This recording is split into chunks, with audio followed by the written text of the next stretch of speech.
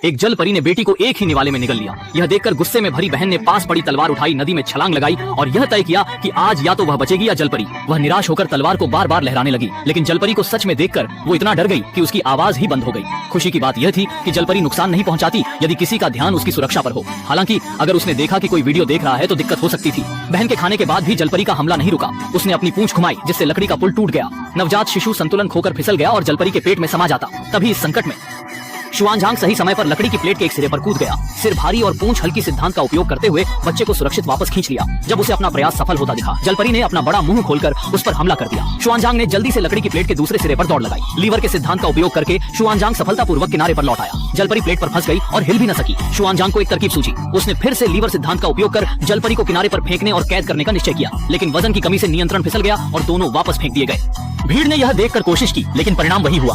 उसी समय जमीन अचानक हिलने लगी। एक जगह घूमकर देखा तो एक खूबसूरती से सजी धजी लड़की बिजली की तेजी से पहुंची। भयभीत नजरों से सब कुछ देखकर उसने नदी में सीधे छलांग लगा दी। उसने जलपरी को किनारे पर फेंक दिया, लेकिन पानी से बाहर आते ही जलपरी ने इंसान का रूप ले लिया। तब एक महिला ने उसके बाल पकड़कर उसे कोने में घसीट लिया और उसे नरम लेकिन ठोस मुक्के का इलाज दिया। आखिर में उसने औजार कनखुन बैग निकालकर उसे पूरी तरह कैद कर लिया।